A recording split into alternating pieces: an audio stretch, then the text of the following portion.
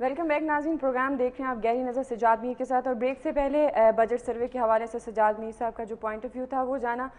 میر صاحب، پاک فوج نے 11 میں کے تودے میں دبنے والے جو شہید قرار دے دیا ہے فوجیوں کو، اور جس سے یہ اندازہ لگایا جا سکتا ہے کہ کسی کے بھی زندہ بچنے کی امید نہیں ہے، آپ کیا سمجھتے ہیں؟ اور ویسے وہاں پر تاہم جو ریسکیو آپریشن ہے وہ بھی جاری ہے، دونوں میں آپ کیسے تطبیق کریں گے، کیسے مطابقت کریں گے؟ اصل بات یہ ہے کہ ریسکیو آپریشن تو پہلے دن سے ان کو اندازہ ہو گیا تھا کہ ہمارے تمام لوگ ہیں وہ شہید ہو چکے ہیں جی، لیکن عام طور پر اعلان نہیں کیا جاتا جب تک کہ کسی کی میت لاش مل نہ جائے، اس وقت تک انہیں لاپتہ ہی قرار دیا جاتا ہے۔ جنگوں میں بھی جو لاشیں ملتی ہیں ان کو کہا جاتا ہے کہ فلاں شہید ہو گیا، مر گیا، جو بھی کہنا چاہتے ہوں گے اپنے اپنے قوم و ملک اور مذہب کے حوالے سے۔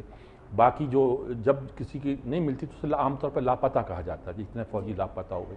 تو اس وقت تک ٹیکنیکلی ہم انہیں مردہ نہیں کہہ سکتے تھے، مردہ تو ہوتے نہیں ہیں، وہ تو زندہ ہوتے ہیں۔ جنگ کی حالت میں جو اپنی جان سے کھیل جاتے ہیں، جان سے گزر جاتے ہیں، وہ شہید ہوتے ہیں، زندہ ہوتے ہیں، لیکن ان کو ہم یعنی کہ اس طرح ڈکلیئر نہیں کر سکتے کہ وہ دنیا میں نہیں ہیں ان معنوں میں جن معنوں میں ہم کہتے ہیں۔ تو اس کے لیے اب انہوں نے 58 53 دن 54 دن ایک آپریشن ہوا، اور وہاں برف کے وہ تودے جس کے 60 فٹ نیچے وہ دبے ہوئے تھے، وہاں ہمارے لوگ پہنچے۔ یہ جاننے کے باوجود یہ ان کی اگر لاشیں بھی نکالنی تھی تو یہ بھی فرض تھا کہ یہ نہیں کہ ہم نے اپنے لوگوں کو بھلا دیا ہے، وہ برف میں دب گئے ہیں تو دب گئے ہیں، اور یہ گہری برف ہی ان کی قبر بن گئی، یہ نہیں ہم چاہتے تھے۔ تو وہاں سے جو اب ہم وہاں پہنچے ہیں، جو لاشیں ملی ہیں، اس سے اندازہ ہوتا ہے کہ وہ شاید باقی لوگ بھی اسی حالت میں تھے، ان میں کسی زندہ بچنے کی کوئی توقع نہیں کی جا سکتی۔ تو ایسی صورت میں انہوں نے علماء سے مشورہ کیا، مفتیوں سے مشورہ کیا کہ ایسی صورت میں جب کہ ابھی ہمیں لاشیں نہیں ملی ہیں اور ہمیں یہ غالباً یقین ہو گیا ہے کہ وہ زندہ نہیں، تو ہم کیا کریں؟ تو انہوں نے اس بات کی اجازت دی کہ آپ ان کی موت کا اعلان کر سکتے ہیں اور کہہ سکتے ہیں کہ وہ شہید ہو چکے ہیں۔ اس کرنے کا فائدہ کیا ہوگا؟ فائدہ ہوگا یہ کہ ان کے جو کاغذات ہیں، اس کے بعد پینشن کے جو فائدے پہنچنے ہیں ان کے خاندان کو، جو 2 مہینے سے رکے ہوئے ہیں، اس لیے رکے ہوئے ہیں کہ ابھی نہ ان کو ہم نے ڈکلیئر کیا ہے کہ وہ اس دنیا میں نہیں رہے، نہ ہم نے یہ ڈکلیئر کیا کہ وہ زندہ ہیں، درمیان میں معلق تھے، اس کا ہم نے اعلان کر دیا، اس برزخ سے ہم نے ان کو نکال دیا ہے۔ یہ تو اس کا یہ پہلو ہے۔ دوسرا آپ نے کہا کہ تطبیق کیسے کریں گے، کہتے ہیں ریسکیو آپریشن بھی جاری رہا ہے۔ یہاں ریسکیو آپریشن کا مطلب ان کی جانیں بچانا نہیں ہے، بلکہ ریسکیو آپریشن کا مطلب ہے کہ ان تک پہنچنا، اور وہ جس حالت میں بھی ہوں، ان کی لاشیں ہوں، ان کو تلاش کرنا، یہ بھی ایک ریسکیو آپریشن کا ہی حصہ ہوا کرتا ہے۔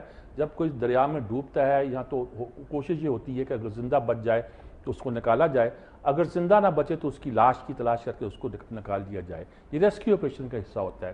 زلزلے میں بھی یہی ہوا، لوگ زندہ بھی نکالے گئے، لوگ زندہ نہیں تھا ان کو بھی ریسکیو آپریشن کے ذریعے نکالا گیا۔ تو وہ ریسکیو آپریشن تو جاری رہے گا، لیکن اس بات کا اب امکان کم ہے کہ ان لوگوں میں کوئی جو ایسا ہے جو زندہ ہوگا، بلکہ اب ہم نے اس کو شہید قرار دے دیا اور اس پروسیس کو شروع کر دیا ہے جو دنیا داری کے لیے ہمیں کرنا پڑے گا، ان کو دنیا کے بینیفٹ کے لیے۔ آخرت کا بینیفٹ جو ہے، فائدہ جو ہے، وہ تو اللہ کے ہاتھ میں ہے۔ بالکل۔ اور میر صاحب، جیسے کہ ہم نے وزیر اعظم توہین عدالت کیس کو آپ نے بڑے اچھے طریقے سے اس کا پوائنٹ آف ویو بھی دیا تھا، اب ایک نئی اس کی کڑی ہے۔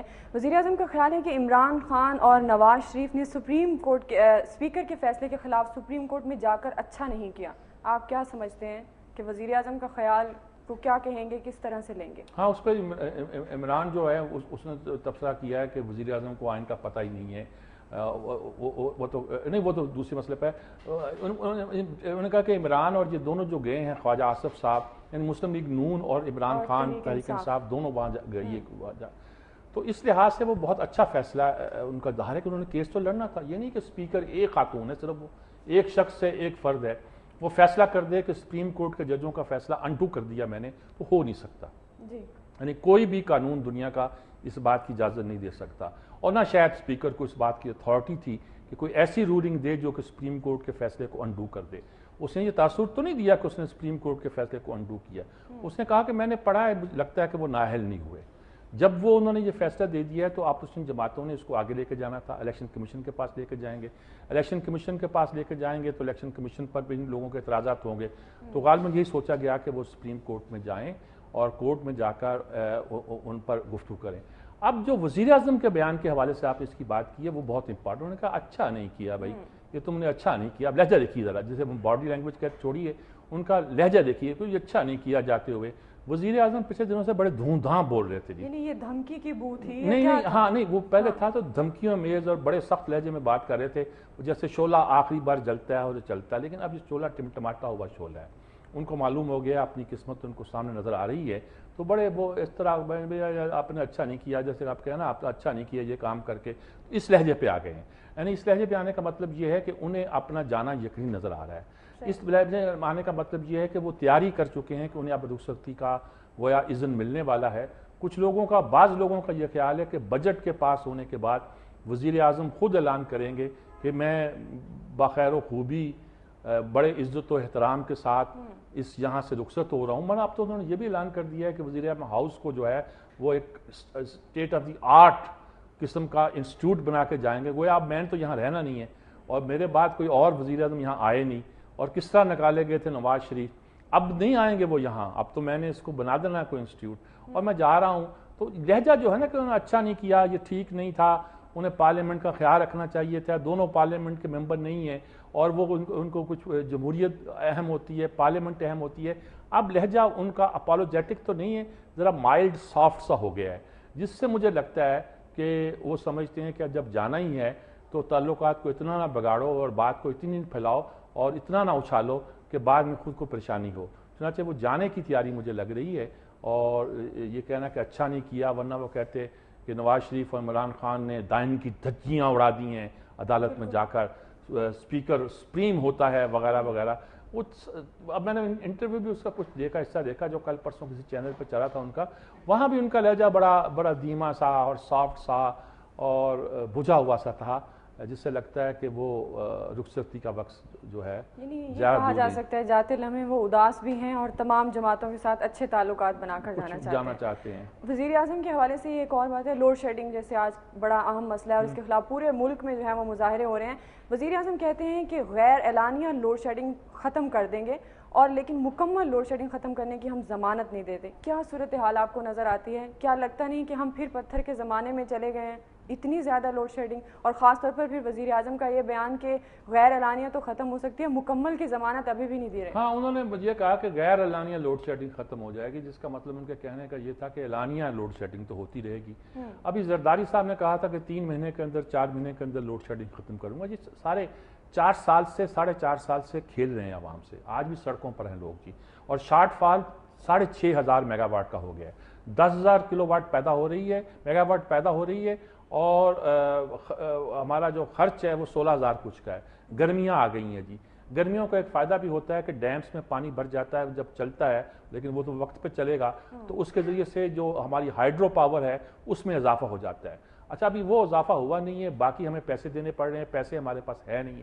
تو رزلٹ یہ ہے کہ اتنا شارٹ، اور گرمیوں میں خرچ بڑھ جاتا ہے، اے سی چلنے لگتے ہیں، پنکھے چلنے لگتے ہیں. اب مثال کے طور پر جن کے پاس اے سی نہیں تو پنکھا تو ان کا بھی چلتا ہے نا جی. پنکھے کے بغیر تو جینا آج کل بالکل، جو گھر ہم نے کنسٹرکٹ کر رکھے ہیں 10-10 12-12 فٹ کی ہم نے چھتیں بنا دی ہوئی ہیں. اب وہ پرانے گھر تو نہیں جس کے روشن دان بھی ہوا کرتے تھے اور زمین سے آسمان تک چھت جاتی تھی جس پر ٹھنڈے رہتے تھے گرمیوں میں. تو یہ تو ہم جی نہیں سکتے نا جی. اینٹ اور پتھر کی دیواریں ہیں، کوئی مذاق تو نہیں ہے نا جی. تو ان اینٹ اور پتھر کی دیواروں میں اور کنکریٹ کی ان سلوں کے درمیان زندگی گزارنے کے لیے بجلی لازمی ہے. گرمیوں میں تو جینا مشکل ہے جب تک آپ کے پاس بجلی نہ ہو. ایسی صورت میں ہمارا جو فرق ہے وہ بڑھ گیا ہے. اور وزیر اعظم نے گویا یہ اعلان کرنے کا مطلب اس بات کا اعتراف کر دیا ہے کہ ہم پاور پرابلم کو سالو نہیں کر پا رہے. مطلب انہوں نے یہ تک کہہ دیا کسی کے پاس نسخہ ہے تو بتائیں. بھئی 4 سال پہلے پوچھتے، آپ کو بتا بھی دیتے. پنجاب کے وزیر اعلیٰ نے 1000 میگا واٹ پنجاب میں پیدا کرنے کا منصوبہ جو ہے وہ آگے بھیج دیا ہے جی. اچھا ابھی تک آپ کسی چیز پہ یکسو نہیں ہیں، نہ وسائل پورے. وہ پنجاب کے وزیر اعلیٰ تو یہ بھی چیختے ہیں کہ ہمارے پنجاب کے حصے کے جو پیسے ہیں وہ ہمیں دے نہیں رہے. تو پورے ملک کی پلاننگ جو انرجی کی ہے بیسیکلی تو یہ مرکزی حکومت کا خیال.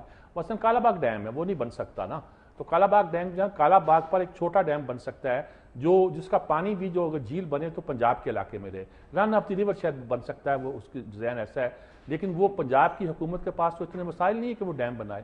وفاق کی حکومت اس کو، کیونکہ اس میں غیر ملکی قرضہ تو ہر صورت آتا ہے. تو کوئی اسکیم جو آپ نے جس سے اس ملک کی بہتری ہوگی وہ آپ نے چلائی نہیں. آپ نے کہا تھر کول پہ ہم نے یہ کر دیا، فلاں جگہ کر دیا. بھائی کر کے بتاؤ نا. رینٹل پاور لائے تھے کہ عارضی علاج ہے، اس کے بعد آپ کہاں گئے؟ آئی پی پیز آپ لا نہیں رہے، اس لیے کہ سب کو پتہ چل گیا کہ آئی پی پیز کا مسئلہ یہ نہیں ہے کہ ان کی کیپیسٹی کم ہے. مسئلہ یہ ہے کہ ان کو تیل جو دینا ہے ان کو بجلی دینے کے لیے وہ آپ دے نہیں رہے. اور سبسڈی کی وجہ سے تیل کے باوجود بھی جو تیل سے جو بجلی پیدا ہوتی ہے ہم اس پر بھی سبسڈی دے رہے ہیں.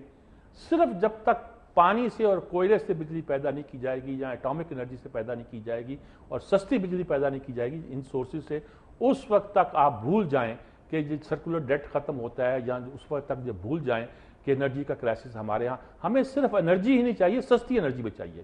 یہ پیسیج فیول چارجز بہت بڑھ گئے ہیں، وہ دیتے ہیں جس کی وجہ سے اوور آل یونٹ جو ہے مہنگا پڑ رہا ہے۔ ان یونٹ میں جب کہ پن بجلی کا جب آمیزش ہوتی تھی تو یونٹ سستا پڑ جاتا تھا، تو پورے سال کے دوران ایک جو مکس آتا تھا، مکس ہی کہہ لیجیے گا، پن بجلی کا اور دوسری فیول سے چلنے والی فرنس آئل سے چلنے والی بجلی کا اور دوسرے سورسز سے حاصل کرنے والی بجلی کا، تو وہ ایک بیلنس ہو جاتا تھا، وہ ہم نہیں کر پا رہے۔